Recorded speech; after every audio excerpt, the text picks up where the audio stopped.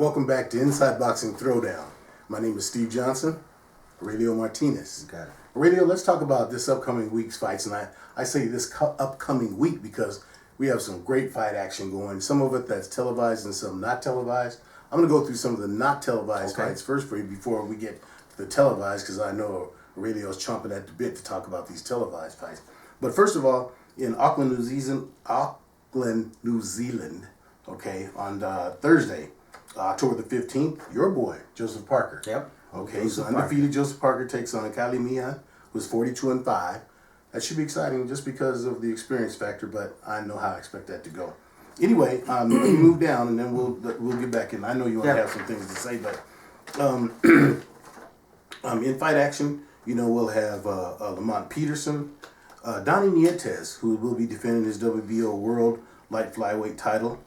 Demetrius Boo Andre will be fighting, for the WBA International Super Light Welterweight title, the Super Light Middleweight title. I'm sorry, and then we'll have Jesse Magdaleno, who will be in Super Bantamweight action. And then one fight that's going to be exciting, which will be on the Nathan Cleverly fight card. And the only reason I mention that is because it is going to be televised. But a guy that we know about, who will be fighting for the WBA World Superweight title, Koko Komida taking on Kohei Kono. Okay, I mentioned that because we won't talk about that fight any further on that card, but that's going to be interesting. That's going to be an interesting fight. Okay, yes, now going to the televised action, which will start on Friday night, where we will have on Spike TV, we'll have light heavyweight Nathan Cleverly, and he'll take on Andres. What is Andres' last name? Fonfara. Fonfara. Okay, for the WBC International Light Heavyweight title. Okay, and then also on the 17th. Then we move to the 17th on HBO pay-per-view, where we have Gennady Triple G Golovkin taking on David Lemieux. And I think Komida is on that card. So Komida's on. No, I don't know if they're going to televise it, but I think Komida is on the Cleverly card. Yeah, that's what we said. Okay. I said that earlier. But that's televised, right? That's televised. Oh, but okay. I said, I hadn't put that in there as part of that. Okay, but that good, undercard fight is going to be a really good fight. So that reason I was saying that is because on that Cleverly card, even though you might not think too much about the fight itself, but that Spike TV card might be interesting for what they I think show. it is. I think it is. So let's start off, Aurelio. Let's talk a little bit about. Let's go with the first fight. Let's talk about Nathan Cleverly. That'll be on Spike TV on Friday. What do you think about that? Well, you know what? I think I think that's going to be a good fight, and it's kind of funny how they have the world title labeled as the undercard, and I'm not sure why, but I think we're going to actually see a lot of action from the Komida fight. Koki, not a lot of people hear about him, but I think Cleverly fight. It's a fight. Are you going to say that that's going to be an exciting fight? Do you think that's going to be a competitive fight? I don't know. Well, I think the deciding factor of that is that Cleverly is light heavyweight. This is a light heavyweight. This is light heavyweight, yeah. And Komida is a flyweight. And I think, that's probably why, yeah. I think that's the... Well, let's talk about the Cleverly fight. How do you see that coming out? Just the way you did. It's supposed to go the way, but once again... now of late things have gotten real crazy. Yeah. So you have to just say, well, I'll watch it and see what happens. Cleverly should handle it. I think so. Nathan Cleverly's in the light heavyweight division. He's one of those guys that I won't say is ducked, but I'll say he's a guy that guys really don't want to get in there with. So him to be able to get a fight, I'm happy for him to be able to get a little bit of a payday and some more exposure. I hope he hasn't lost anything and that people see him as a viable, contender. Yeah. And so that's as much as I can say about that fight. Well, hopefully it'll be exciting. Now he's fighting with Fonfara. So we'll see what Fonfara comes and brings to the table. So these are light heavyweights. So I think you're probably going to see that go the distance into action.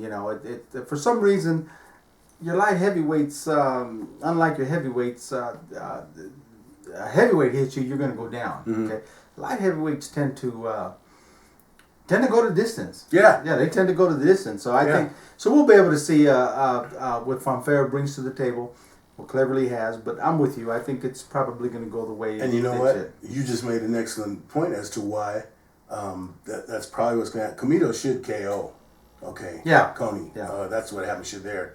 And this fight, like you said, with Cleverly and light heavyweight, it should go the distance. I think so. So yeah. Spike TV looking at I think light getting a bang heavyweight for their fights, buck, probably. They tend to they tend to go to the distance, and there's not a lot of fanfare in the light heavyweight division. Anyways. A lot of fanfare in the light heavyweight. A lot of fanfare in the But light okay, heavyweight division. let's go ahead. Let's go ahead and get at it, man. Let's talk about Triple G and David Lemieux. Let's go. You know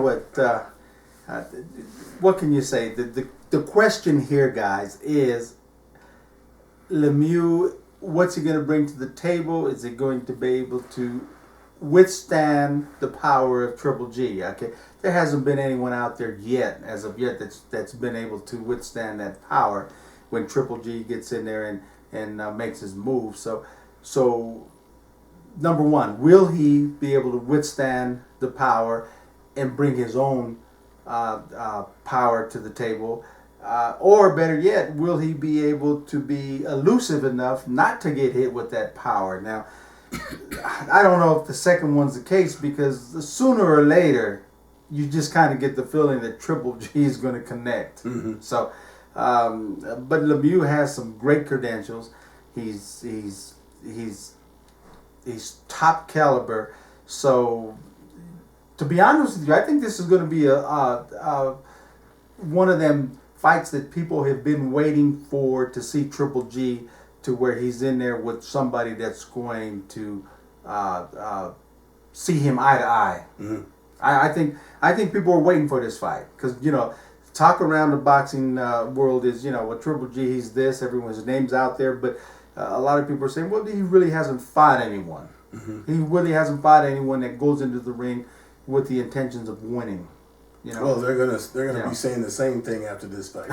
David Lemieux got major crops in this last fight he had with Gabriel Rosado. Okay, where he, to be honest, the fight with Rosado, I think it was the second or third round that Rosado got that punch that came over his left eye, and it's proceeded to just generally close it up, and it was ugly. After the fight, Rosado said he couldn't even see after the third round. Yeah. He said he was seeing three people, so I'll take that with a grain of salt. But let me say this. Rosado was able to actually land some good solid punches on Lemieux, and I think here's the deciding for me, and I know you're going to disagree with this. Lemieux says, I'm not afraid of anybody, and any particularly said, I'm not afraid of Triple G. Yeah. Well, if you got, and those of you who have watched, you just go to YouTube and watch, just pick out any two fights of Lemieux, and the ones you're going to see is that he's fighting against guys that were obviously didn't want to exchange with him, and he just beat him up. Okay, and that's what has been the criticism of Triple G. Guys that didn't want to fight him and he beat him up. Exactly. Well, I think the Lemieux people are looking at Triple G's last fight against Willie Nelson, where he got hit, and it didn't stun him or anything. He got hit a solid when he came back. But some people are saying, wow, if Nelson was able to hit him, look who else will be able to hit him. I think that's a joke. We'll see. We'll see Saturday night. But if Lemieux does what he said, you know what he said? He said, this is going to be a fight. I'm not into none of this dancing around. We're going to go at it like the fans want. Well, this fight might go 2 rounds, if that's the case. If that's the case, he's in trouble, and it may end up like this past weekend's fights where they've gone 1 and 2 rounds. Exactly. Hopefully, it's just lip service and something coming out. But obviously, he needs to have a better game plan than to say he's going to sit there and slug it out with Triple G, because you know what, he's not going to win. There you go. He's not going to win that. Well, anyhow, real simple, and I'll say it real quick because we got a minute left in this segment, but I'll say it real quick, real simple. Triple G wins by knockout. I would say Triple G by knockout, and I would say if Lemieux wants to fight with him, it's inside 3 rounds. And if Lemieux decides he's going to, try to stay away from him and moves, he gets knocked out within 7 rounds. But he's not. It's not going to go the distance. And I will be. One thing I would like to. I'll put this on, in case this happens to go the opposite way next week. I want to see Lemieux be able to, like he said, if I hit Triple G with one of these bombs, he's not going to be able to withstand it. Yep. If he's able to to land a bomb on Triple G and Triple G takes the bomb, what's he gonna do? What's he gonna do? Yeah. That's going to be an interesting fight. But then, of course, I think it's going to be only interesting in the fact that everyone's going to see what Lemieux brings to the table. We know what Triple G does. He's great at what he does. He does it extremely well, and that's not going to change. Triple G is going to come in and beat Triple G. We have to wait to see what Lemieux. If Lemieux is going to take that, I'm going to take a punch to give a punch. Be a short night. Yes, okay? Exactly. But anyhow, now we're getting ready for this our final segment, final episode. Yep. Which will entail, as usual, starting to amp it up here with the amateur scene, getting ready for the 2016 Olympics. We have some results. We'll talk about USA's showing in the 2015 AIBA World Championships that were just held in Doha, Qatar. Good. So, having said that, till then, keep them hands up.